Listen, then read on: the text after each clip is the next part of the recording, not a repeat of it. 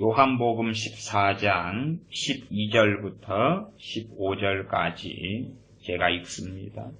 내가 진실로 진실로 너희에게 이르노니 나를 믿는 자는 나의 하는 일을 저도 할 것이요 또한 이보다 큰 것도 하리니 이는 내가 아버지께로 감이니라. 너희가 내 이름으로 무엇을 구하든지 내가 시행하리니 이는 아버지로 하여금 아들을 인하여 영광을 얻으시게 하려 함이라. 내 이름으로 무엇이든지 내게 구하면 내가 시행하리라. 너희가 나를 사랑하면 나의 계명을 지키리라. 아멘. 특별히 이제 지난 시간에 요한복음 14장 말씀 가운데 14장 13절 14절을 제가 설명드렸습니다. 다시 요한복음 14장 13절 14절의 말씀을 중심으로 우리의 기도가 왜 대부분 땅에 떨어지는가, 우리의 기도가 왜 응답받지 못하고 연락받지 못하는가 하는 것을 살펴보겠습니다. 요한복음 14장 13절을 보시면 너희가 내 이름으로 무엇을 구하든지 내가 시행하리니 이는 아버지로 하여금 아들을 인하여 영광을 얻으시게 하려 함이라. 너희가 내 이름으로 무엇을 구하든지 내가 시행하리라. 무엇을 구하든지 얼마나 위대하고 얼마나 놀라운 말씀인지 모릅니다. 무엇을 구하든지 내가 시행하리라. 또한 요한복음 14장 14절도 내 이름으로 무엇이든지 내게 구하면 내가 시행하리라. 강조로 두 번이나 주님께서 친히 말씀하셨습니다. 그런데 왜 이 세대는 그렇게 기도 응답을 잘 못 받는가 하는 것이지요. 특별히 신사도 운동 같은 것이 일어나서 신사도 운동이 추구하는 것 중에 하나는 상당히 우리가 호감을 가져볼 만합니다. 신사도 운동이 추구하는 것 중에 핵심 중에 하나가 뭐냐 하면 대부흥입니다. 대부흥. 소위 말하면 부분적인 부흥이 아니라 아주 큰, 심지어는 전 세계적인 부흥을 추구합니다. 그리고 신사도의 영향을 받은 사람들이 아주 중요하게 여기는 것은 중보기도죠. 중보기도. 이 신사도 운동의 핵심에 몇 가지가 있는데 대부흥, 대추수, 영적 전쟁, 중보기도 이런 것들이 핵심입니다. 그러면 대부흥을 가져오기 위하여서 소위 중보기도를 하는 것입니다. 성경은 당연하게 이 중보기도를 성경은 도구라고 말씀하죠. 남을 위한 기도지요. 남을 위한 기도. 그러나 항상 무엇이든지 간에 자기 자리를 벗어나면 안 됩니다. 성경에서 말씀하는 수준의 도구. 그 자리를 벗어나면 잘못된 것입니다. 성경에서 말씀하는 믿음. 그것을 벗어나면 안 됩니다. 성경에서 말씀하는 예정. 그것을 벗어나면 안 돼요. 성경에서 말씀하는 기도 응답. 그것을 벗어나면 안 돼요. 성경에서 말씀하는 말세, 종말. 그것을 벗어나면 안 돼요. 말씀을 넘어서면 안 된다 그 말이에요. 말씀을 벗어나니까 종교혼합주의가 되고 에큐메니칼이 되고 말씀을 넘어서서 말씀을 오용하고 잘못 해석하고 잘못 전하고 잘못 가리키고 그러면 종교혼합주의가 일어나는 것은 일상적인 일이 되고야 만다 그 말입니다. 아프리카에 있는 어느 나라가 굉장한 어려움에 직면하고 있습니다. 그러면 그 나라 같은 경우는 기독교인의 비율 자체가 소위 말하면 한 80 몇 프로, 84%인가 40 몇 프로 됩니다. 아프리카에 있는 그 나라가 인구가 한 1000 몇백만 되는 나라입니다. 그런데 정말 심각한 경제적인 문제, 정치적인 문제, 치안상의 문제, 심지어 최근에는 기름값을 너무나 세금이 부족하고 문제가 많이 일어나니까 정부에서 2배, 또 어떤 데는 1배 반, 2배. 실제로 체감하는 것은 주로 2배로 체감한다고 그럽니다만은 보통 1배 반을 기름값을 인상시켜가지고 그래서 기름이 1리터에 3.3달러 이런 식으로 인상을 시켰다는 것 같아요. 그만큼 이제 경제가 어렵고 국가가 어렵고 그래서 세금이라도 걷어가지고 어떻게 하려나. 그래서 지금은 많은 데모가 일어나고 상황이 좋지 않다. 그런데 기독교 혹은 기독교 계통이 80%가 넘는다 그 말. 참 이상하지 않나요? 그러면 우리가 추정할 수 있는 건 상당히 쉬운 추정할 수 있는 답은 있습니다. 왜냐하면 소위 기독교든지 기독교의 계통이든지 간에 그 80% 넘는 사람들이 정상의 신앙을 가졌다면 그런 일은 일어나지 않겠지. 아니 기독교인들이 80%가 넘으면 소위 기독교 국가가 되지 않았냐 그 말이에요. 그렇죠?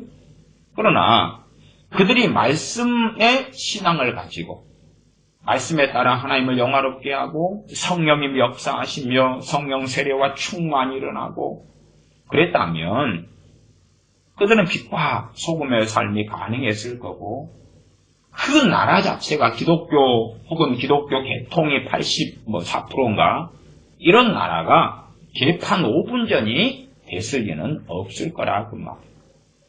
종교 혼합주의지. 로마 가톨릭이 무엇입니까? 말씀을 벗어난 신앙이지.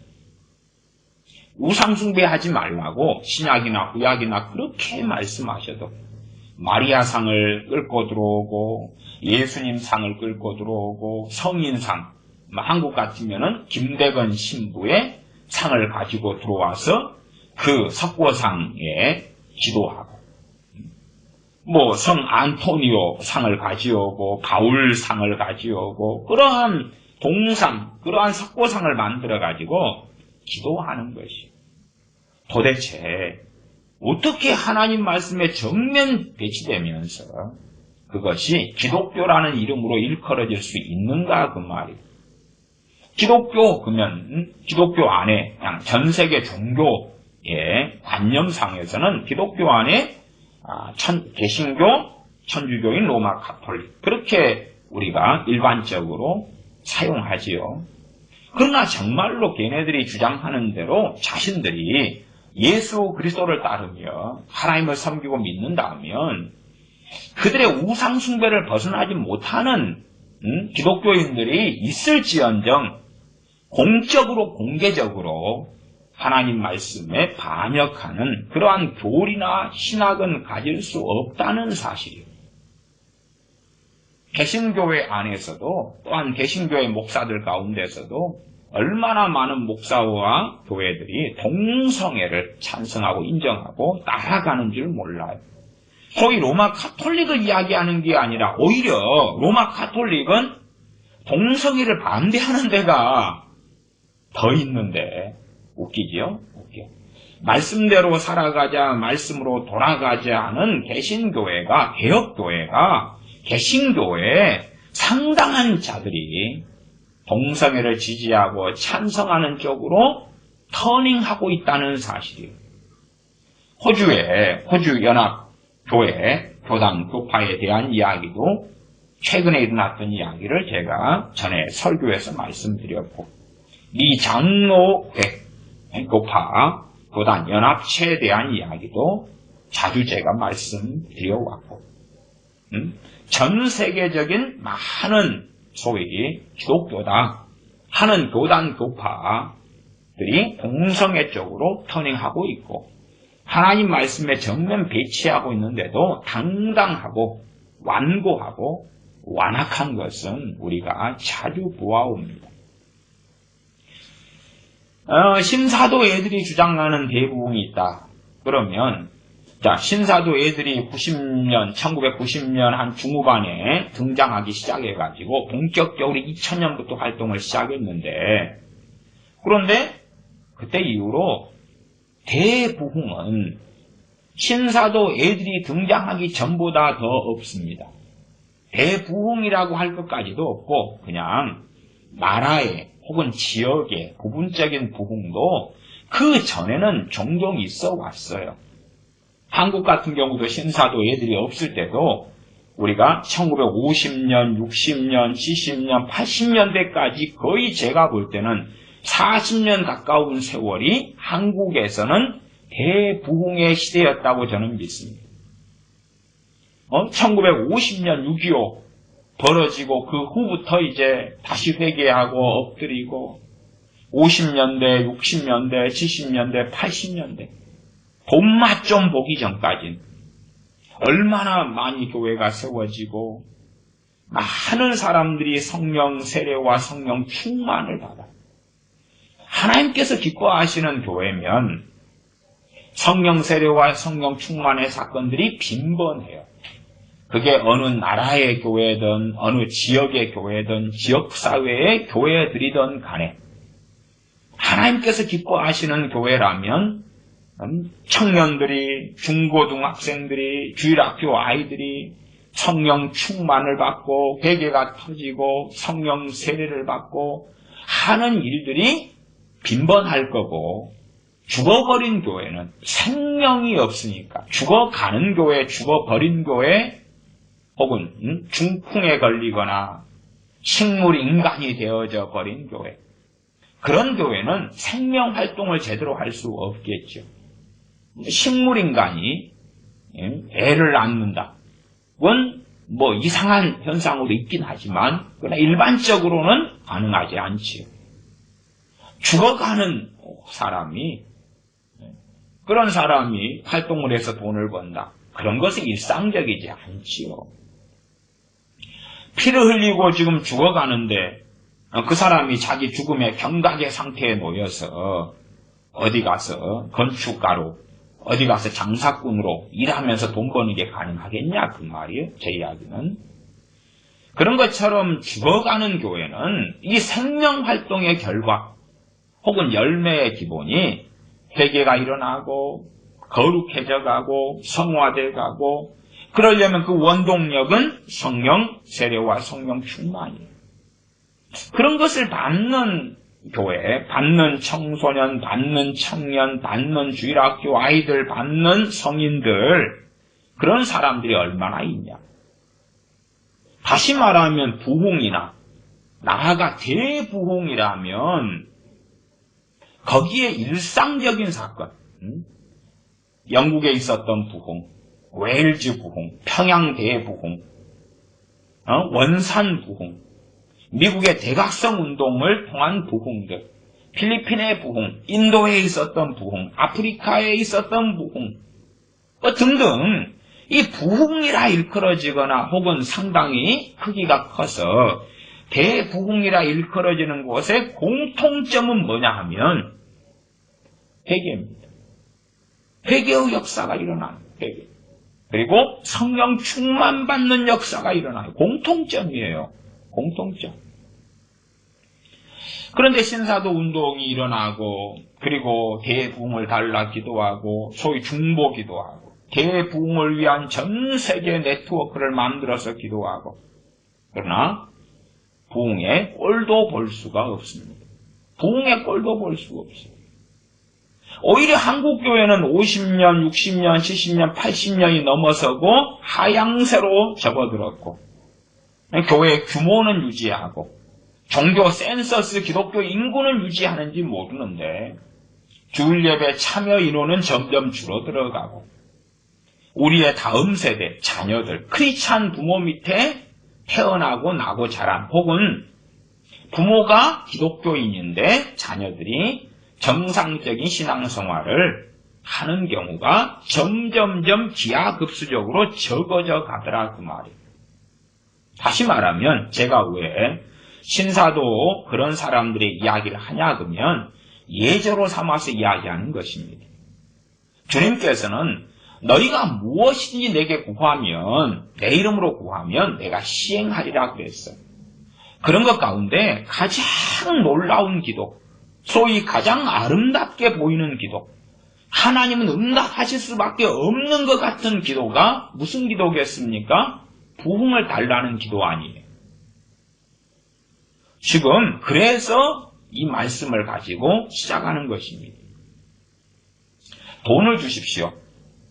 돈을 주십시오 그러면 야 이것은 곤란하겠다. 무엇이든지 시행하리라. 그 사이에 요한복음 14장 13절 14절 반복되는 말씀 사이에 13절 하반절에 이는 아버지로 하여금 아들을 인하여 영광을 얻으시게 하려 합니다. 아버지 하나님께 영광. 누구를 통해서요? 예수 그리스도를 통해서 영광을 얻게 하려고. 다시 말하면 결과는 뻔한 거예요. 주님은 절대 거짓말장이가 아니셔요. 다시 말하면 요한복음 14장 14절에 내 이름으로 무엇이든지 내게 구하면 내가 시행하리라 이 약속을 하셨어요. 그러면 우리가 부흥을 기도했다. 부흥에 대한 응답을 안 하신다. 지금 신사도 운동이 일어나가지고 최소한 본격적으로 2000년부터라고 피터 와그너가 주장하지만은 90년 중후반부터 본격적인 중보기도 네트워크 등을 만들고 시스템을 만들어가는 활동을 했는데 그래서 말하자면 20년이라요. 20년. 가뿐히 20년이에요.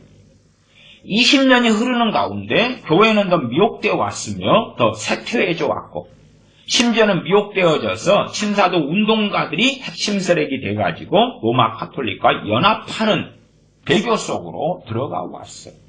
부흥은 보상하고 그러나 정신 나간 얼빠진 신사도 운동가들의 다수가 로마 카톨릭과 연합하는 것이 바로 부흥이다. 그딴 소리를 짓거려 왔다 그 말이에요. 웃기죠? 응? 자기들이 구하고 추구하는 부흥이 안 일어나니까 로마 카톨릭과 합하는 것이 부흥이다. 그러면 소위 말하면 기독교 인구가 몇 억이 있다 그러면 거기에 카톨릭의 10억이 10몇억이 합쳐진다. 그렇게 보는 거지요. 기독교 인구가 한 10억 11억이 있다 그러면 카톨릭 인구 한 12억 13억이 합쳐져 가지고 24억이 된다. 기독교 개신교나 카톨릭의 인구에 대한 자료들은 다 달라가지고 제가 정확하게 몇 억이라 말씀드리기 어렵습니다. 그냥 어떤 데이터를 가지고 대강 말씀을 드리는 것입니다. 소위 기독교인이 개신교인이 10억 명이다. 로마 카톨릭과 합치면은 20억 이상이 돼버린다. 그게 부흥 아니냐? 그 소리를 짓거리는 거죠. 왜? 자기들이 그렇게 열렬히 외쳐왔던 대부흥, 이 20년이 지나고서라도 대부흥은 보상하고 교회들은 더 타락하고 기독교인의 숫자는 더 줄어들고 더 미혹되고 더 세소가 되는 것을 양심이 있는 자들은 알고 보기 때문에 그렇지. 대부흥을 그렇게 기도했건만 그것은 아니다. 심지어는 그런 자들도 있습니다. 라인하르트 본케 같은 목사님을 통해서 아프리카에 상당한 부흥이 일어났습니다. 그러니까 신사도 운동하는 어떤 애들은 라인하르트 본케의 사역을 통한 아프리카의 부흥이 자기들이 기도했기 때문이다. 정말 대한민국의 이 좌파, 내로남불 좌파를 보는 것과 똑같은 거지요. 자기들이 또 다른 라인하르트 본케가 돼가지고 사역을 해서 열매가 맺혀야 되는데 자기들하고는 아무 상관없는데 자기들이 기도했기 때문에 그런 부흥이 왔다 하는 얼빠진 소리를 하는 것. 얼마나 양심도 없고 비양심적이며 얼마나 강팍한 소리를 짓거리는 것이냐 그 말이죠. 결과론적으로 주님은 틀린 게 아니라 주님께서 내 이름으로 구하면 내가 무엇이든지 시행하리라 했는데 주님의 잘못이 아니라 사람 편의 책임이라는 사실이죠. 그리고 또한 요한복음 14장 13절 하반으로 말씀한다면 결국은 그러한 부흥이 하나님 아버지께 영광이 되지 않는다는 것이죠. 그렇지 않나요? 그러니까 우리는 간단하게 생각하는 거예요. 대부흥이 일어나면 하나님께 영광이 될 거야. 하나님께 영광이 될 거야. 그 대부흥이 진짜라면 또한 대부흥을 이끄는 사람들이 바르게 말씀을 증거하며 바른 하나님의 사람들이라면 그렇겠죠. 극단적으로 어느 신천지 같은 이단이 부흥을 했어요. 그러면 하나님께 영광이 되는가요? 대부흥이 일어났다. 항상 부흥에는 무엇이 따르냐 그러면 말씀을 전하는 자가 베이스가 됩니다. 기도하는 자가 베이스가 되는 게 아니에요. 라인하르트 본케 같은 그러한 선교사님처럼 사마리아 성의 복음이 전해질 때에 부흥이죠. 빌립 집사님이 복음을 전하죠. 전도하죠. 전도하면서 병을 고치고 귀신을 쫓아내죠. 그리고 부흥이 일어나죠. 사마리아 성에 사람이 말씀을 증거하는 것이. 제가 중보기도도 선을 넘어가면 안 된다고 그랬어요. 선을 넘어가면 안 된다. 중보기도의 자리를 넘어가면 안 된다 그 말이에요. 심장이, 우리 몸에 있는 심장이 그 자리를 이탈해버리면 중병에 걸리거나 사람은 죽습니다.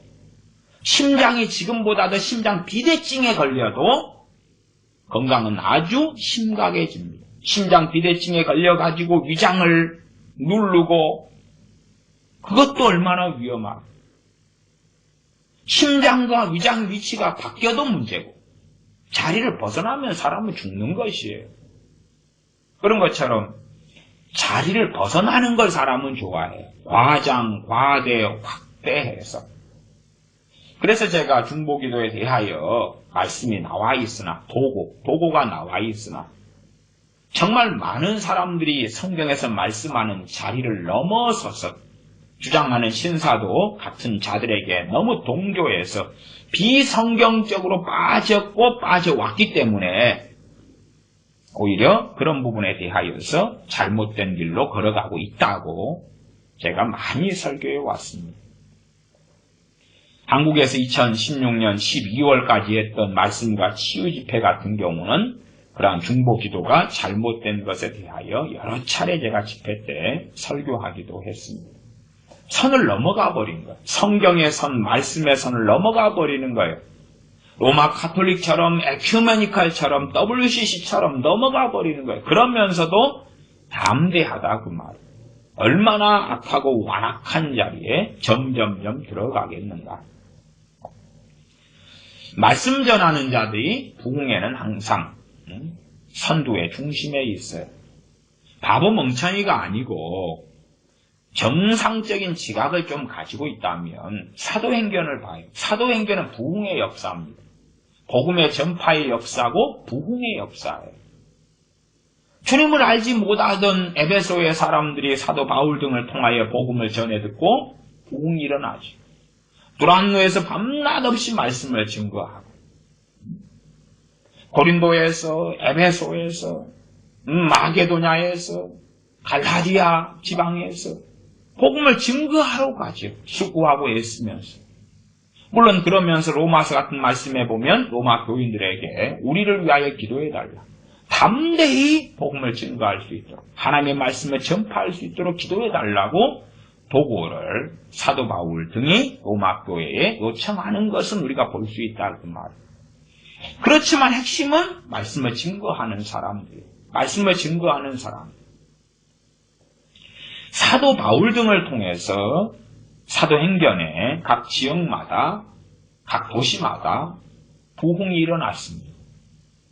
그러나 사도 바울이 아니라 할례당에 의하여서 그들이 전한 이상한 것이 전파되고 사람들이 많이 모였다면 그것은 하나님께 영광이 되는 게 아니라 끔찍한 참사가 일어나는 것이 되고야 말이죠.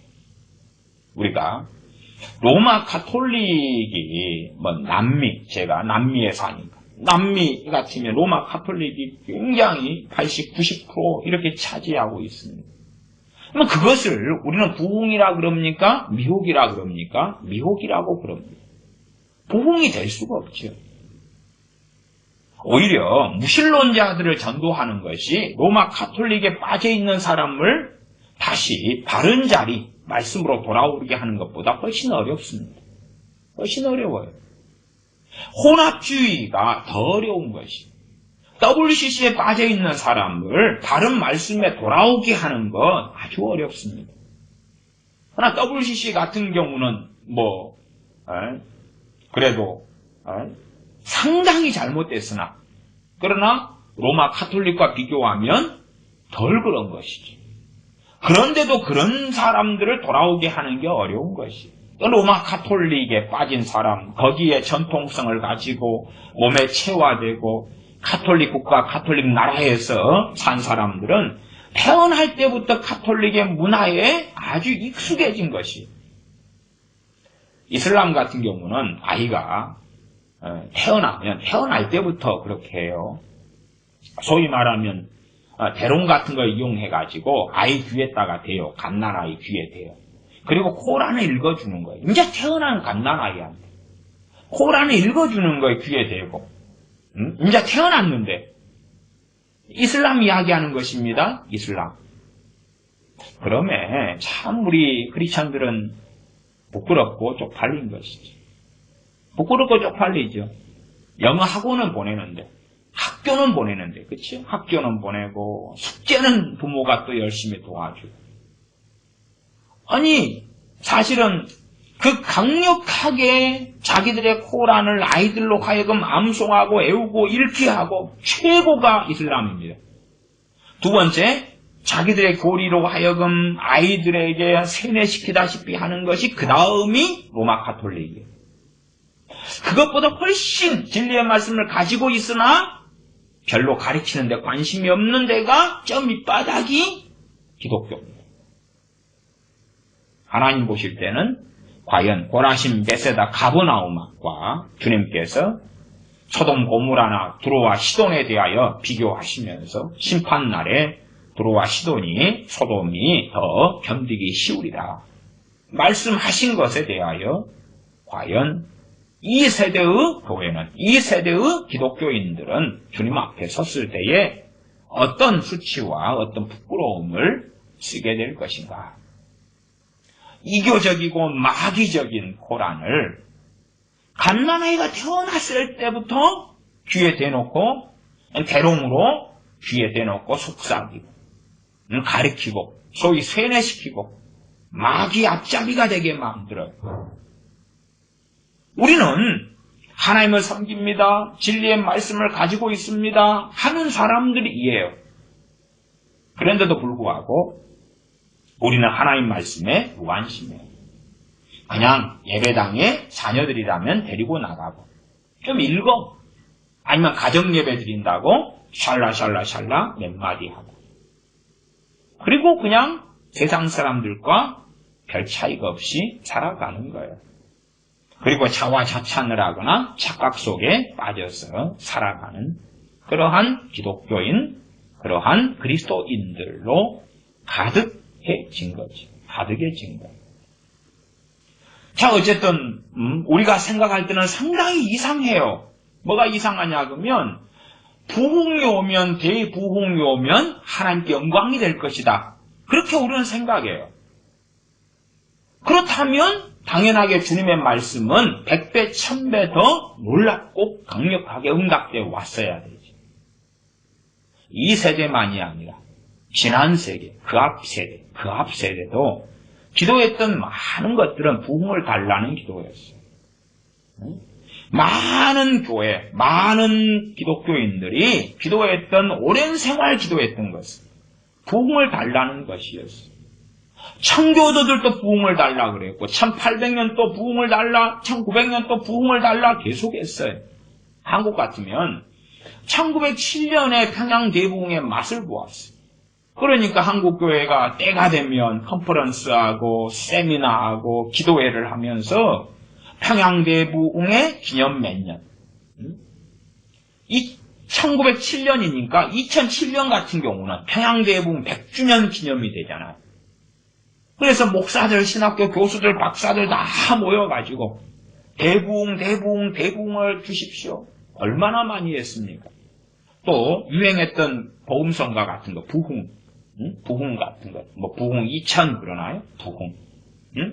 부흥을 열렬히 뭐 노래 부르고 기도하고, 전 세계적인 부흥, 신사도의 부흥은 떠나서라도 그냥 일상적인 부흥 있잖아요. 신사도 애들의 좀 자기중심적이고 자기 해석적인 기괴한 부흥은 아니더라도 보통 교회가 첫째는 자기 교회 부흥을 위해 기도하잖아요.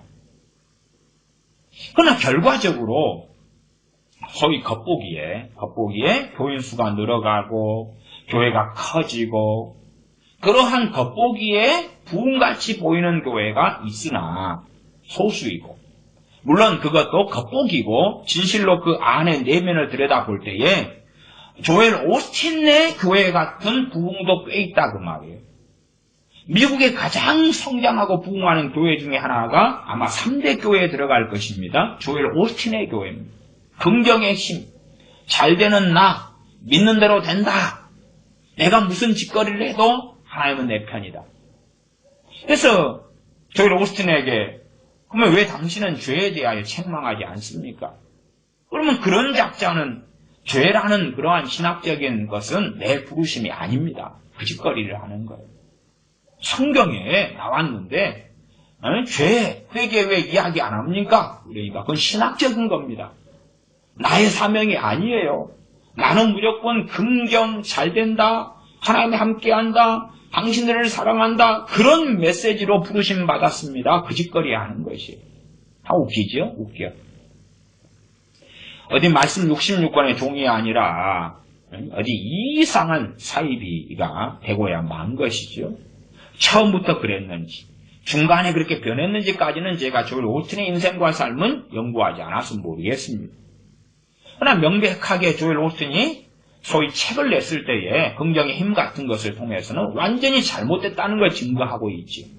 물론 한국교회 교인들은 불안노나 긍정의 힘 출판사를 통해서 긍정의 힘 같은 것이 베스트셀러가 될 정도, 그럴 정도의 소위 신앙과 영성, 그럴 정도의 분별력이기 때문에 이미 조엘 오스틴의 책이 베스트셀러가 됐다. 그러면 한국교회의 열매를 정확히 알 수가 있었던 거지. 아, 너무나 극심하게 세속화되었구나. 주님과 너무나 멀리 떨어졌구나. 어쨌든 각 교회들마다 부흥을 오랫동안 기도해 왔어요. 80년대 철야기도, 그때는 주로 철야기도였습니다. 철야기도. 80년대 금요일마다 철야기도 할 때, 기도 제목을 내놓고 기도할 때, 그때도 당연하게 1순위, 2순위, 3순위 안에가 교회 부흥의 기도가 있었습니다. 1순위, 2순위, 3순위 안에 주로 이제 목사님을 위한 기도, 그 다음에 교회 부흥을 위한 기도, 이런 것이 1순위, 2순위를 엎작뒤치락했어요. 교회 부흥을 위한 기도를 제 기억에는 80년대부터는 그래도 대부분의 교회가 예외 없이 기도해 왔다 그 말. 신사도 운동이 생기기 전에. 그러나 그 기도는 응답되어져 왔느냐? 그런 게 아니라 조엘 오스틴 같은 교회나 아니면 정말 진짜 뭐 교회도 있겠지요. 그러한 극소수의 표면적인 성장을 교회하고 다수는 그렇지 않아요. 다수는 그런 부흥이 아니라 숫자가 줄어들어가죠. 줄어들어가요. 아니면 부흥이라는 것은 두 가지가 함께 거의 갑니다. 하나는 기성도인들이 회개하고 빛과 소금의 삶을 살면서 성령 충만을 받고, 그 다음에 불신자 안 믿는 사람들이 예수님 영접하고 거듭나고 회개하고 가슴을 치고 변화된 삶으로 나아가고, 이 두 가지가 항상 함께해요. 주로 일반적으로는 기성신자들, 이미 믿던 사람들의 회개와 변화가 주로 앞서를 때는 꽤 있으나, 그럼에도 불구하고 두 가지가 함께 하는 것을 보아요. 그러나 그 기도에 하나님은 응답이 오셨는가? 결과는 우리가 다 알아요. 결과는 알아요. 내로남불처럼 신사도 애들은 남의 실적과 남의 결과물을 지그들이 기도해서 했다. 그 거짓말로 책도 쓰고 주장도 하지만 그것은 너무나 극심한 내로남불이고 그리고 진실로는 그렇지 않다. 전 세계는 부흥이 아니라 점점점 미혹되고 점점점 타락하고 점점점 세소가 되고 점점점 말씀을 떠난 교회가 되어져 왔어요. WCC 같은 세력이 정말 부흥이 오면 그런 세력은 약해지고 부서지고 깨져야 되겠지요. 그러나 더 강성해지고 강해지고 WCC 에큐메니컬의 성경 해석 잘못된 신학 같은 것은 더 광범위하게 퍼져왔어요. 그래서 심지어는 보수 교회다, 보수 신앙을 가졌다 하는 사람들도 자기도 모르게 WCC의 성경 해석이 그 안에 파고 들어가 있는 것을 보는 것은 흔한 일이 되었습니다. 말하자면 좌파 애들이 한국에서 했던 전략 전술이 나중에 보니까 나는 우파야. 그런데도 불구하고 좌파 애들의 전략 전술에 넘어가 있는 것이 너무 많은 거예요. 겉으로는 나는 우파야. 자유민주주의를 믿어. 그런데 알맹이를 들여다봤더니 좌파 애들, 주사파 애들이 전략 전술을 가지고 수십 년간 행해왔던 그 가치관, 그 영향, 그 사상이 뱃속 깊이 들어가 있다 그 말이에요. 그래서 작탕이 되어져 버린 거죠. 그러면 부흥은 고사하고 전 세계 교회의 타락은 점점점 심화되어져 왔다는 사실이죠. 그럼 이상하잖아요. 지금 우리가 집을 달라, 차를 달라, 그를 기도하면 야 그것 때문에 하나님께 영광이 되지는 않겠어. 내가 집을 가지고 더 교만해지고 더 건방져지고 더 세속화되고 돈이 지금보다 많이 들어오니까 더 이상해지고 지금까지 로또 복권 당첨자를 놓고 연구하고 뭐 논문을 쓰고 하는 사람들이 있었는가 어쨌는가는 모르겠어요. 근데 로또 복권을 가지고 얼마간 조사한 사람들은 좀 있어 왔습니다. 로또 복권을 가지고 말하자면 뭐 10억, 20억, 30억이 당첨됐는데 당첨된기 전과 후를 비교하는 거죠. 당첨된 다음에 소위 한 30억을 손에 움켜쥔 다음에 그 돈이 쓴 다음에의 1년 뒤에 어찌 됐느냐. 그냥 인간적으로라도 그가 더 행복해졌느냐 더 불행해졌느냐 그런 거죠. 우리는 다 그렇잖아요. 돈이 지금보다 더 많으면 행복해질 것이다. 그런 것이 대부분의 사람들이 가지고 있는 관념이고 심지어는 좀 이상하고 신기하게도 말씀을 가지고 있고 믿는다고 하는 기독교인들조차도 가지고 있는 관념이다. 기독교인들은 주님께서 그를 주님의 사람으로 만드시려고 때로 가난케도 하시고 고난 속에 들게 하시고 때로 부하게도 하시고 그러면서 믿음과 신앙의 성장에 가는 여정을 거치는데 말씀은 집어 던져버리고 너희가 먹을 것과 입을 것이 있은즉 족한 줄로 알 것이니라. 그러나 돈이 지금보다 많으면 행복하고 좋을 거라고 생각한다. 그런 결과적인 생각은 많은 기독교인들이나 세상 사람과 차이가 없더라. 그만큼 소위 그리스도인들, 기독교인들이 세속화되었다는 이야기죠. 어쨌든 돈이 지금보다 로또가 당첨되어서 상당히 많이 10억, 20억, 30억, 심지어 40억 미국 같은 경우나 뭐 서구에는 복권이 더 세고 그런 데도 있다 그래요. 뭐 100억, 막 몇백억 이런 것도 있다는 이야기도 얼핏 듣습니다만 한국의 로또가 최고 센 거니까 한국은 한 30억, 40억을 갑자기 생겼다. 그리고 이제 그 어마어마하게 큰 돈이 그를 부하게 했을 것이다. 예를 들어 대기업 총수가 30억이 생겼어요. 그의 삶에 영향이 있어요, 없어요? 택도 없겠죠. 30억 그면 그의 스케일에 있어서는 큰 영향이 없는 거라요. 우리하고 우리 자녀를 생각해 보십시다. 우리 어린 자녀가 있어요. 10살짜리. 잘 돌아다니죠, 이제. 초등학교 8, 9, 10, 3학년이니까. 소위 잘 돌아다녀요. 이것저것 장난감 가지고 싶고, 떡볶이도 사먹고, 오뎅도 사먹고, 친구들하고 모여서 돈도 쓰고, 제과점도 가고, 뭐, 그럴 정도가 초등학교 3학년 정도 되는 것 같아요.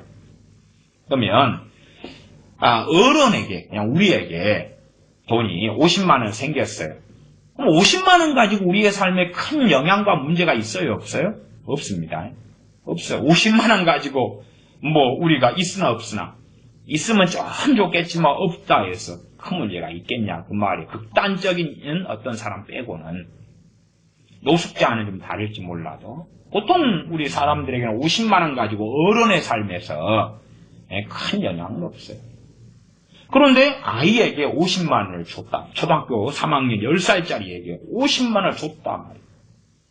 그 아이는 더 행복해질까? 더 비참해질까? 그건 정답은 거의 동일합니다. 예외 없이. 뭐 예외라는 것은 뭐 100에 하나, 1000에 하나 있을지 모르겠는데 그 예외처럼 보이는 것은 그런 거예요. 엄마, 아빠 맡길게요. 맡기지만 누구 돈으로 맡기는 거예요? 자기 돈으로 맡기죠. 자기 돈으로. 그러지 이건 엄마 아빠에게 드릴게요 그런 애들은 없다고. 요즘 세상에는. 드릴게요가 아니라 맡길게요. 제 통장에 넣어주세요. 그래서 내가 필요할 때 조금 주세요. 그런 아이는 있어요. 그러면 그런 아이는 50만 원 가지고 피해를 최소화할 수는 있겠죠. 그러나 예외는 하나 있을지 몰라도 대개 99는 그 아이가 악해지고 타락하고 욕심과 탐욕으로 가득하고 악해지는데 쓰여진다 그 말이에요. 그런 것처럼 로또가 당첨된 다음에 1년 뒤의 삶을 살펴보면 로또 당첨되기 전에 한국 사람들이 로또를 얼마나 많이 삽니까? 그리고 그 로또가 자기의 삶을 파괴할 거라고 생각은 않지요. 뭐 A라는 사람이 빚을 한 5억 지고 있다. 그건 로또가 되면은 빚에서 해방되잖아요. 해방되죠. 더군다나 감사하게 로또가 당첨자가 많아서 한 10억 받게 되었다. 빚은 5억이고 거기에 세금 한 2억 얼마 뭐 뗐다. 남는 게 한 3억. 그건 아파트 한 채 차면 끝나지요. 그를 크게 파괴시킬 건 없겠죠. 그 정도 액수라면. 그러나 그렇게 잘 맞아떨어지는 환경에 있는 사람은 드물고 그렇기 때문에 갑자기 생겨나는 일확천금을 통해서 그의 삶은 결과적으로 대부분 파괴되어 왔다 그 말이에요. A라는 경찰이 있었어요. A라는 경찰이. 그는 경찰을 천직으로 알고 젊었을 때부터 경찰 되기를 그렇게 원하고 꿈을 꾸고 그리고 경찰 학교를 나와가지고 경찰대를 나와서 경찰을 해요. 그리고 만족감과 행복이 있었어요. 근데 로또가 당첨돼 버린 거예요. 그러면 한 달 수고하고 월급을 받고 내가 봉사하고 국민에게 봉사하고 이바지하고 월급 받는 것이 의미가 없어져 버렸어요. 월급 받는 건 내가 은행에 돈 맡겨놓으면 이자도 안 되는 거. 의미가 없어졌어요. 그래서 경찰을 그만뒀죠. 근데 문제는 가족 친척들이 돈을 달라고 달라드는 거예요. 그러니까 한국에 못 살겠죠. 그래서 그 돈을 챙겨서 이민을 갔어요. 자, 이민 받아 뉴질랜드나 뭐 그런 나라 있죠? 이민을 갔어요. 그런 데서는 이제 한국에서 큰 돈이, 거기서는 큰 돈이 별로 안 돼요. 그리고 갔으니까 사업을 해야 되죠. 딱 망하죠. 여러 사연과 일들은 있어요. 그러니까 그런 경우라면 모르겠다 그 말이에요. 하나님 부자 되게 해주세요. 근데 부자 되어서 하나님께 영광이 되느냐? 그렇진 않겠죠. 대다수는. 제가 만나봤던 사람들 중에서는 그런 사람들이 종종 있었어요. 하나님께서 내게 소위 말하면 많이 돈을 벌게 하시면 큰 11조를 하나님께 드려가지고 영광을 돌려드리고 싶습니다. 소위 말하면 하나님 제가 한 달에 1억을 11조 바칠 수 있는 사람이 되게 주시옵소서. 그런 비전과 꿈을 꾸는 사람들이 있더라. 그 말이야. 한 달, 적게 잡는 사람은 한 달, 1,000만 원 11조. 한 달 1억 11조도 있어. 그래요. 1,000만 원 11조, 1억 11조. 그러면 그 사람들은 가지고 있는 자기의 생각이 뭐냐, 그러면 자기가 돈을 많이 벌어서 11조를 많이 내면 하나님께 영광이 될 것이라고 아주 철두철미하게 믿고 있다, 그 말이에요. 착각하는 것이죠. 자기는 정말 하나님의 영광을 위한 삶을 살아간다고 착각하는 것이죠. 다시 말하면 부흥을 놓고 각 교회들이 기도해 왔는데 부흥이 응답되지 않은 것은 그들이 구하는 부흥은 하나님께 영광이 되지 않기 때문에 그렇지. 결과가 그런 거 아니냐 그 말이에요. 지금 너희가 내 이름으로 무엇을 구하든지 내가 시행하리니 주님께서 시행하시는 이유는 무엇이냐? 다시 말하면 기도 응답을 누가 하시는 걸 알 수가 있어요? 주님의 이름으로 할 때 누가 응답을 하시는 거예요? 우리 주 예수 그리스도께서 응답하시는 거예요. 주님은 지금 쉬거나 놀고 계시는 게 아니에요. 우리 기도에 주님의 이름으로 구할 때 누가 하시는 거예요? 응답을 주님이 하시는 거예요. 얼마나 바쁘셔요? 얼마나 바쁘셔요? 주님이 시행하시겠다 했는데 그 이유는 이는 아버지로 하여금 아들을 인하여 영광을 얻으시게 하려 함이라. 아버지 하나님께 영광이 되면 시행하시는 거예요. 그것이 무엇이든지. 그러나 반대로 아버지 하나님의 영광이 되지 않으면 시행하시지 않는 거예요. 그래서 제가 대부흥이나 부흥을 예지로 삼았어요. 상당히 좀 그게 절대 진리로 여긴 사람들에게는 이해하기 어려운 이야기일 수 있겠습니다. 절대 진리라면 부흥은 좋은 것이야. 무조건적으로 그렇게 생각하는 사람들. 그러나 제가 부흥의 중심에는 말씀 전하는 자가 있다 그 말이에요. 부흥의 중심이 병 치유도 아니고 귀신을 쫓아내는 것도 아니에요. 핵심은 말씀 전하는 것이에요. 왜? 때로는요, 병 치유나 귀신 쫓아냄을 통하여 부흥이 오는 경우도 있었어요. 그러나 오래가지 않았어요. 오래가지 않았어요. 심지어 그 결과로 이단 사이비로 흘러가기도 했어요. 뭐가 없으니까요? 말씀이 없으니까. 더군다나 병을 치유하고 귀신을 쫓아내는 사람도 잘못된 말씀이라도 전했다 그 말이에요. 전했어요. 이게 주님의 이름으로 병은 고쳐지는데 잘못된 말씀을 사람들이 배우는 거예요. 그러면 처음에는 부흥이 나타나는 것처럼 보였다가 좀 지나니까 사라지는 거예요. 사라져요. 우리가 역사적으로 어떤 부흥이든지 간에 그 부흥이라는 것의 기간이 우리가 생각하는 것보다 길지는 않았습니다. 부흥의 기간이 우리가 생각하는 것보다 길지는 않았어요. 심지어는 부흥에 방해되는 사람들의 다수가 목회자들이었어요. 다시 말하면 목사들이 자기 영광을 구하는 거예요. 목사들의 영광은 뭐냐 그러면 부흥은 두 개예요. 가장 일반적으로 원하는 부흥은 뭐냐 그러면 자기를 통해서 나타나야 되는 거예요. 자기를 통해서. 두 번째는 자기 교회를 통해서. 자기 교회에. 첫째는 자기를 통해서. 두 번째 자기 교회에 나타나야 되는 거예요. 우리 교회 건너편에 있는, 우리 교회 예배당 건너편에 있는 B라는 C라는 교회에 부흥이 나타나가지고 우리 교회는 50명에 머물고 있는데 저 교인이 50명에서 우리하고 비슷한 작은 교회인데 500명, 1000명이 되어버렸다. 우리는 50명 그러고 있는데 그러면 그게 기분 좋겠느냐 그 말이에요.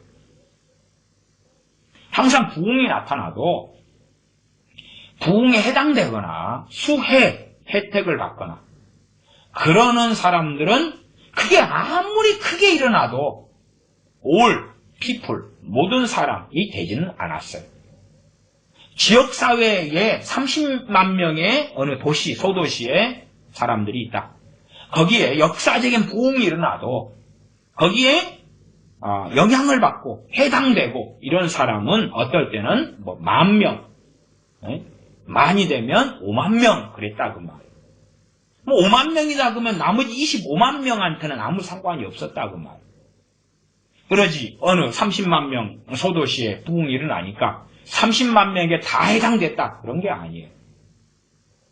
그러면 사람들이 어떤 부흥의 역사, 부흥의 어떤 흐름 그런 것에 대하여 너무 무지해요. 너무 무지해요. 무식해요. 몰라요. 공부 안 해요. 평신도들이 공부 안 하는 것은 그렇다고 합시다. 그러나 목사들이 그렇게 무지하다면 목사의 어떤 자격과 자질을 의심할 수밖에 없는 거죠. 어쨌든지 간에 부흥이 일어났을 때에 목사들이 다 열망은 자기가 그 중심 인물이 되고 싶은 거예요. 자기가 되고 싶은데 자기가 아니에요. 목사들은 상당한 교만 속에 다수가 들어가 있어요. 다시 말하면 자기는 하나님께 가깝고, 그렇죠? 하나님께 가깝고, 하나님을 기쁘시게 하고, 말씀을 잘 알고, 하나님을 영광스럽게 하고 살고 있다고 다수가 믿는다 그 말이에요.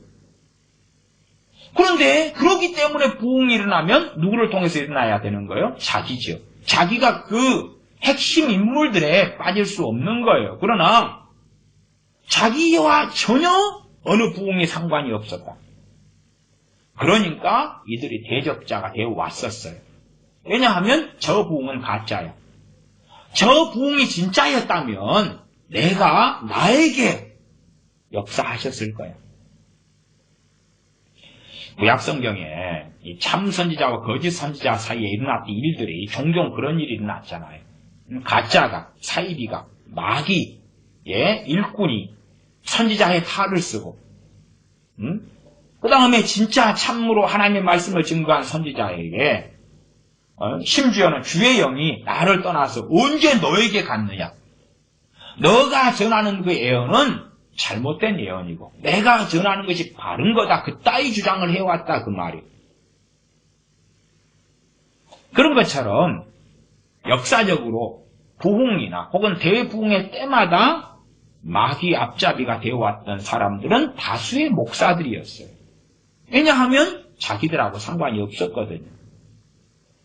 자기들은 정말로 하나님을 영광스럽게 하고 살고 있다고 믿었어요.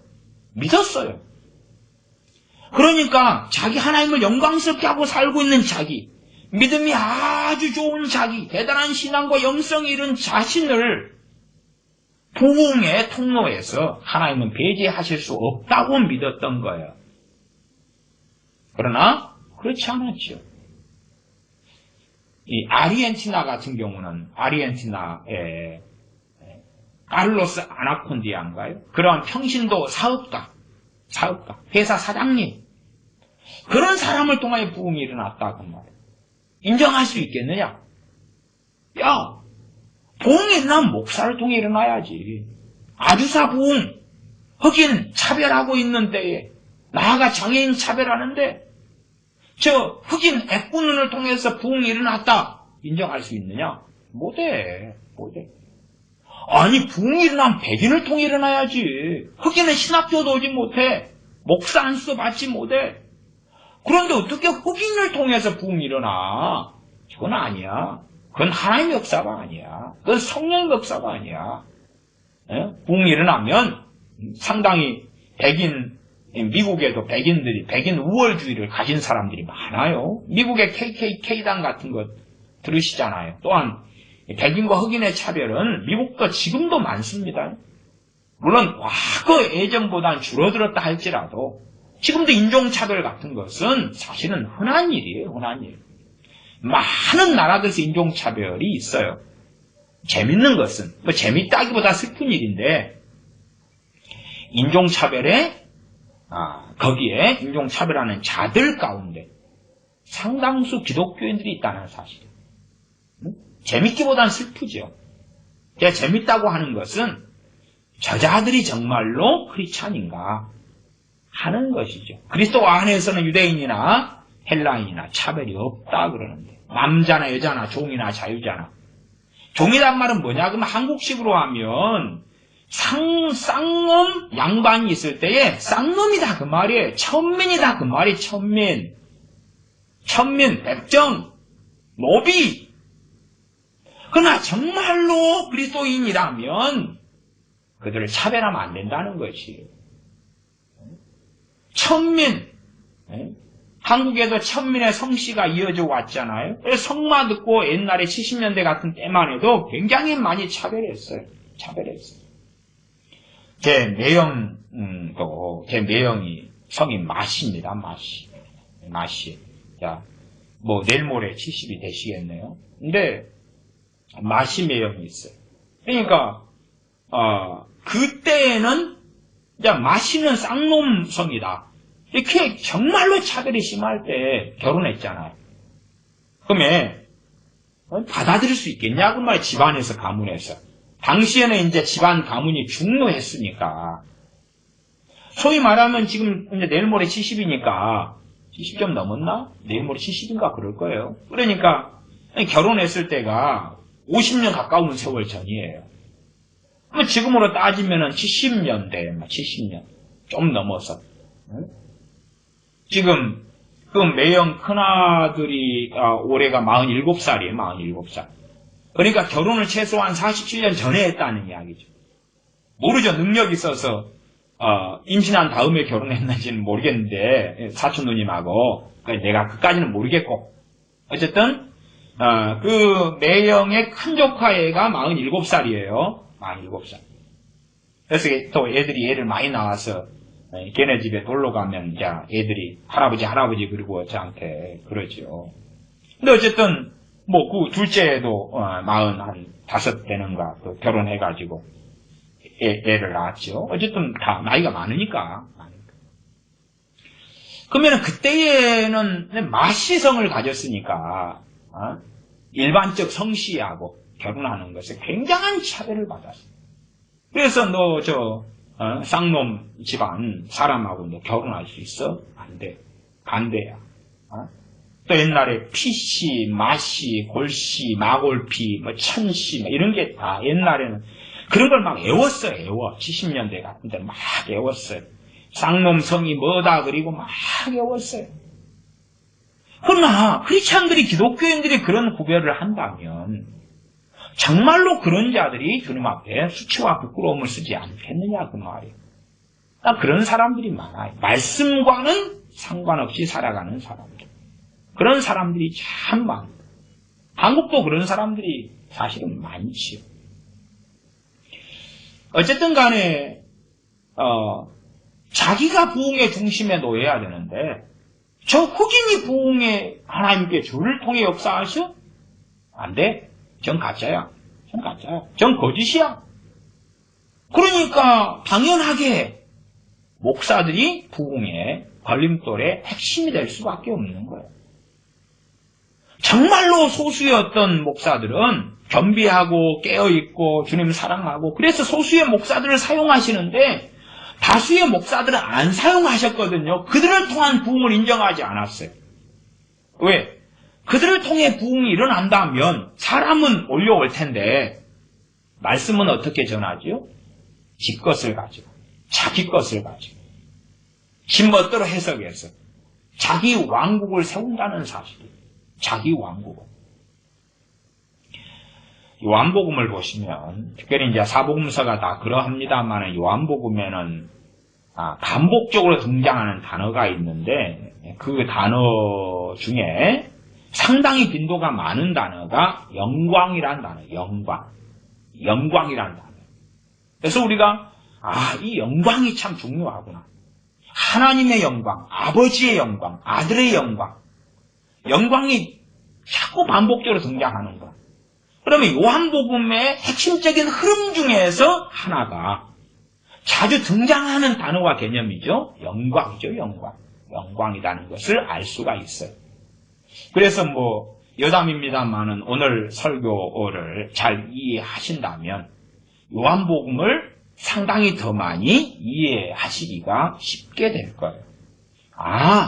이래서 영광이라는 단어가 이 문맥 속에서 계속하여 주님이 말씀하시는구나 하는 것들을 더 많이 이해하실 수 있다. 이렇게 말씀드리겠습니다.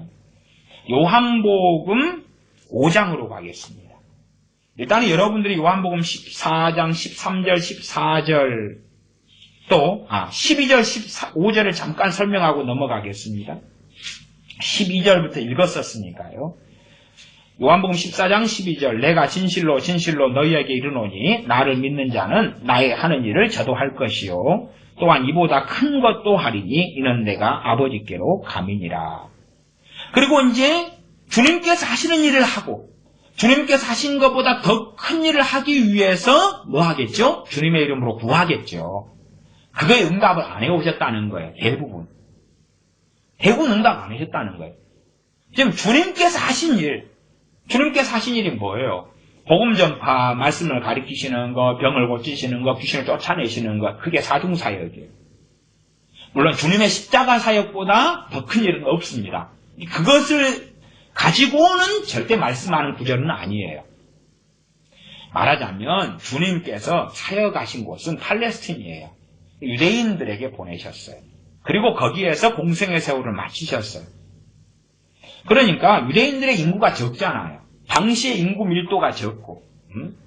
그러나 지금은 이제 더 큰 대도시가 있고 방송이 있고 TV가 있고 인터넷이 있고 비행기가 있고 더 신속하게 많이 다니고 당시에는 주님께서 특별한 어떤 기적적인 뭔가로 뭐 몇만 명 모였을 때 말씀을 증거하셨지만 앰프도 없고 마이크도 없는 시대에 그러나 지금은 심지어는 몇십만 명 앞에서도 말씀을 증거할 수 있다 그 말이에요. 앰프와 마이크 시스템이 갖춰져 있기 때문에 그들에게 증거하면서 그들에게 심지어는 예수 그리스도 이름으로 너희들의 질병이 나을지어다 마이크를 대놓고 할 때에 한꺼번에 50만 명이 그 소리를 듣고 그 선언과 선포를 듣고 다수가 암에서 치유될 수 있고 병이 나을 수 있다고 말이에요.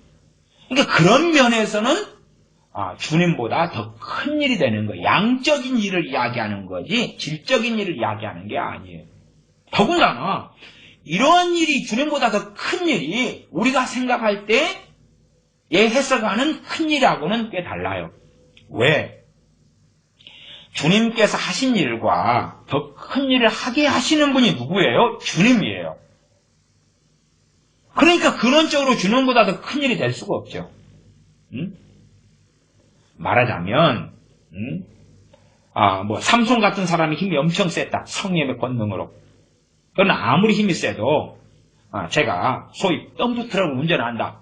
덤프트럭에 짐을 실어가지고 나르는 것이 삼손이 막 짐을 들고 달리는 것보다 제가 덤프트럭 운전해 짐 싣고 가면 누가 더 빠르겠어요? 제가 더 빠르고 양이 더 많을 거 아니냐 그 말. 시대가 바뀌었으니까. 세상이 바뀌었으니까. 어쨌든 더 큰 일을 하게 하시는 분은 주님이다 그 말이에요. 주님. 능력의 원천이 주님이에요. 주님. 덤프트럭 운전해서 덤프트럭을 통해서 했는데 내가 했다. 내가 힘이 세가지고 말하자면 10톤의 모래를 날랐다. 그러면 거짓말쟁이가 되잖아요. 그러죠? 그냥 운전한 거예요. 운전한 거. 주님께서 하신 일이나 더 큰 일을 하게 하시는 분은 주님이에요. 원초적으로. 그리고 더 큰 일이라는 것은 현대 발달된 시대. 또한 사도 바울같이 주님께서 사역하셨던 유대 땅에 오셨던 것이 아니라 더 큰 도시들. 로마라든지 에베소라든지 더 활기차게 유대인 같은 방해 세력도 더 없고 그럴 때에 이제 더 놀랍게 복음을 증거한 그런 일들과 비교해서 주님께서 말씀하시는 거예요. 주님의 보내심 받은 근원적인 사역에 대해서 말씀하는 건 아니라고 말이에요. 그러나 사실은 역사적으로 주님께서 하신 일, 4가지 중에서 말씀 전파하시고 가르치시고 복음 전파하시고 이걸 떠나서 세 번째, 네 번째 병을 고치고 귀신을 쫓아내고 그런 일들조차도 적다 그 말이에요. 적어요. 다시 말하면 그것을 구하는 사람은 많아요. 병 고쳐지기를 구하는 사람은 많아요. 주님이 시행을 안 해준다는 이야기예요. 주님이 시험을 안 해준단 말이에요. 왜? 정답은 나와 있어요. 아버지께 영광이 되지 않기 때문에. 주님은 거짓말쟁이가 아니니까. 그래서 우리가 이러한 요한복음 14장 말씀을 이해하고 해석할 때 주님이 거짓말쟁이인가? 주님이 약속을 어기시는 분인가? 아닌 분인가부터 결론을 내리고 시작해야 돼요. 요한복음 14장 15절은 너희가 나를 사랑하면 나의 계명을 지키리라. 주님의 계명을 지키고 살아가는 사람들, 주님의 말씀을 지키고 살아가는 사람들, 그것이 첫 번째 아버지께 영광을 돌리는 것의 기본이 될 거예요. 기본이 될 거예요. 그래서 말씀이 이어져 있는 거예요. 한 문맥 속에서 이어져 나온 거예요. 말하자면 아버지 하나님께 영광, 나 하나님께 영광 되기 원합니다. 그런데 세속적인 삶을 산다. 그런데 세상을 사랑하는 삶을 산다. 그런데 자기 영광을 위한 삶을 산다. 거짓말이란 이야기죠. 거짓말이야. 많은 교회가 부흥을 기도해요. 그러나 교회는 세속적인 것을 지향해요. 많은 목사들이 부흥을 기도해요. 그러나 목사들이 원하는 것은 자기 영광이에요. 위선이죠. 그러면 진실로 부흥이 왔다 할지라도 오히려 그 부흥의 장애물이 그 목사가 되고야 말 것이에요. 그러면 하나님의 심판은 얼마나 극심하겠는가 하는 것이에요. 요한복음 5장을 보겠습니다. 요한복음 5장입니다. 요한복음에 많은 이 영광에 대한 말씀들이 있다 그랬죠. 이제 좀 더 자세하게 살펴봐 가겠습니다. 요한복음 5장 39절부터 47절까지 본문이 좀 길죠. 다는 설명하지 않겠습니다. 요한복음 5장 39절부터 제가 읽어가겠습니다. 너희가 성경에서 영생을 얻는 줄 생각하고 성경을 상고하거니와 이 성경이 곧 내게 대하여 증거하는 것이로다. 지금 주님께서 말씀하시는 사람들은 무엇을 상고하고 있는 사람들이죠? 성경을 상고하고 있는 사람들이다. 그런 것입니다. 지금 전반적으로 말씀을 상고한다, 묵상한다. 말씀을 소위 겉으로 볼 때는 사랑해서 말씀을 가까이 하는 사람들이다 그 말이에요. 40절 그러나 너희가 영생을 얻기 위하여 내게 오기를 원하지 아니하는도다. 41절 나는 사람에게 영광을 취하지 아니하노라. 다만 하나님을 사랑하는 것이 너희 속에 없음을 알았노라. 성경을 소위 상고하는, 겉으로 볼 때 사랑하는 유대인인데 하나님을 사랑하는 것이 너희 속에 없다고 주님께서 말씀하시는 거예요. 얼마나 사람들이 위선적으로 살기 쉽습니까? 야, 나 기독교인이다. 크리스찬이야. 부흥이 오기를 원해. 우리 교회에 부흥을 주시옵소서. 그러나 정말 하나님을 사랑해서 그러느냐? 위선은 떨고 있는 거죠. 주님께서 이 말씀 하실 때에 이 말씀을 듣는 사람들 다수는 인정하지 않았습니다. 주님의 말씀에 동의하지 않았다 그 말이에요. 하나님을 사랑하는 것이 너희 속에 없다. 그러니까 아니요. 당신 미쳤어. 당신 정신 나갔어. 우리는 확언하고 단언하건대 하나님을 사랑하여. 하나님을 사랑하는 우리를 하나님을 사랑하지 않는다니 얼마나 성질나겠습니까? 정말 많은 현시대 목사들이 그렇게 생각하는 거예요.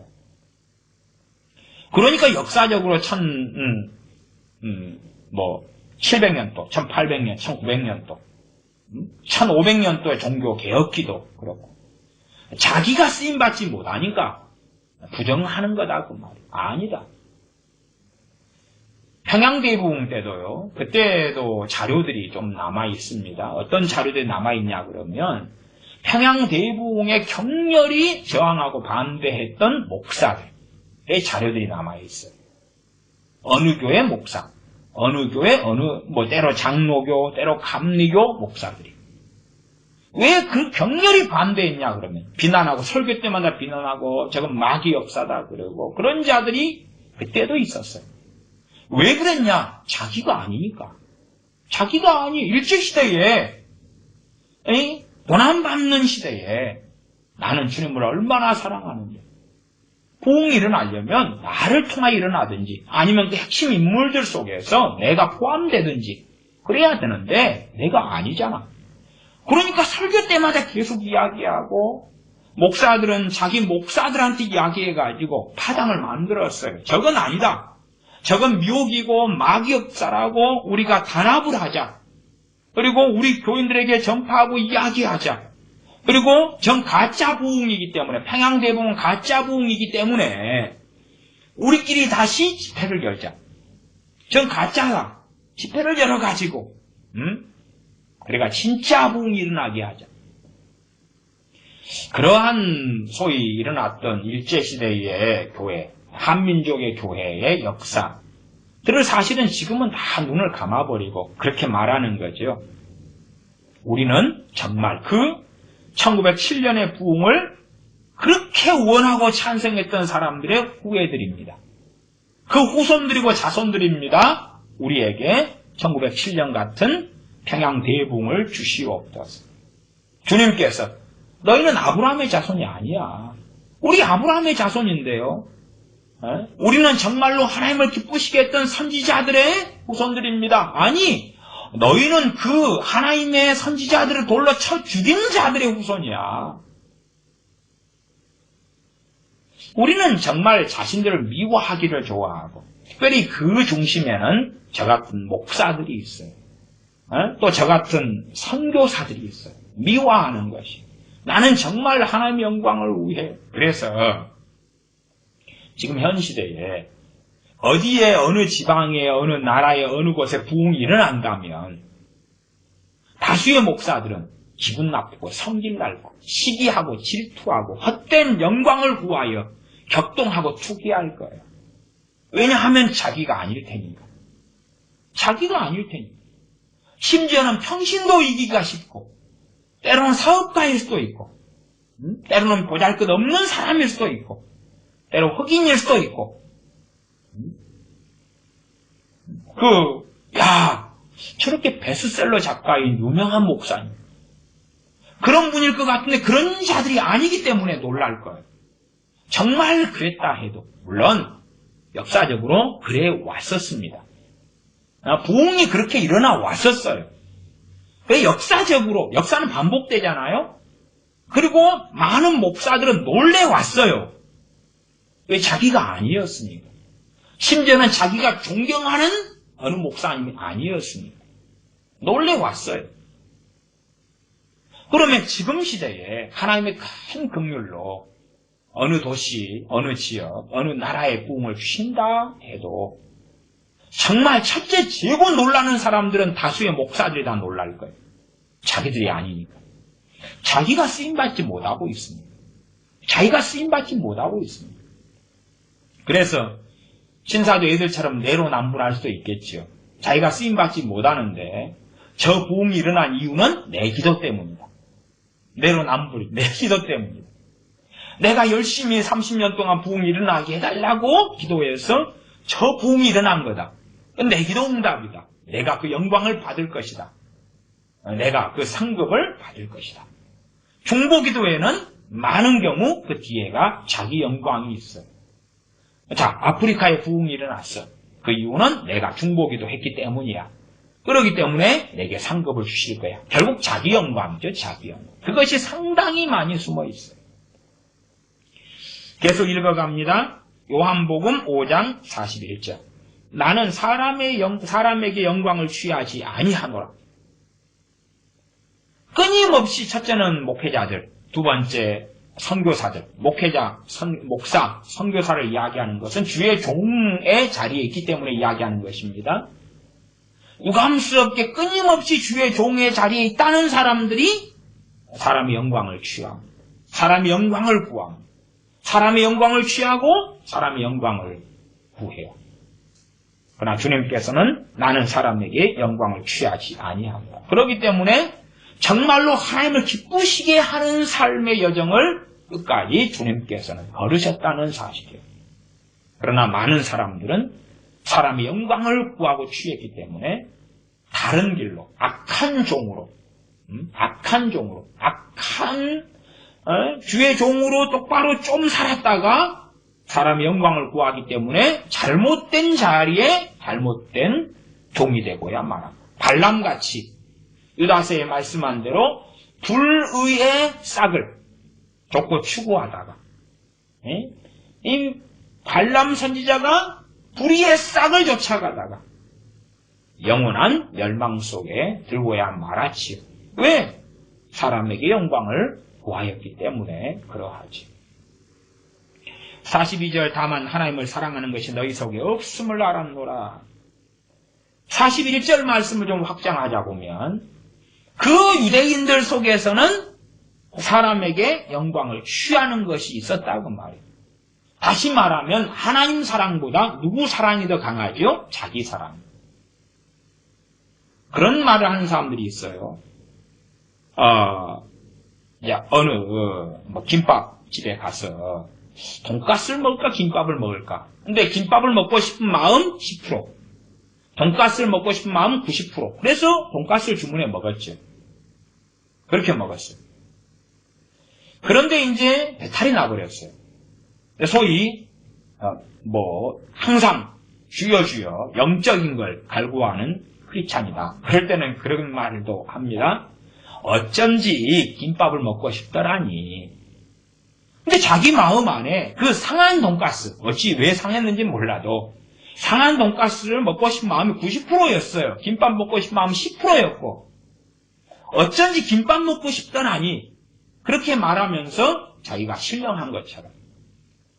아니 정말로 김밥은 이제 안 상했다고 합시다. 상한 것을 잘못 시켜 먹어가지고 상해버린 거예요. 그래서 식중독에 걸리고 배가 아프고 설사가 계속 나오고 그랬단 말이에요. 어쩐지 김밥을 먹고 싶더라니. 그러나 뱃속에는 돈가스 먹고 싶은 마음 90%, 김밥 먹고 싶은 마음 10%였어요. 그렇게 따지면 돈가스와 김밥을 그 사람의 영성으로 한다면 자기의 유욕과 정욕대로 살아가고 싶은 것이 90%가 있었고 소위 주님 따라가고 싶은 것이 10%가 있었다. 그렇게 비유한다 그 말이에요. 그러면은 내가 수학 점수 영어 시험 봐서 영어 점수 나왔는데 10점 맞았다. 그게 공부하고 성적이 나온 거냐 그 말이에요. 10점짜리가 어디서 할 말이 있냐 그 말이에요. 10점짜리나 빵점짜리나 그것이죠.